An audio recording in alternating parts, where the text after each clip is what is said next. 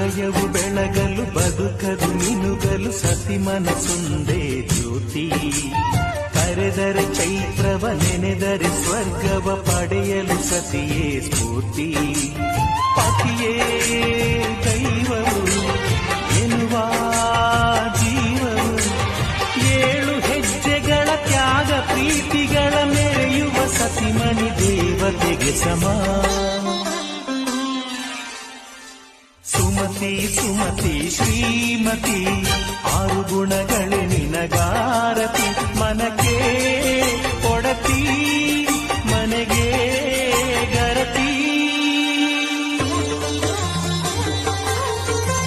ಕಾರ್ಯೇಷು ದಾಸಿ ಕರಣೇಷು ಮಂತ್ರಿ.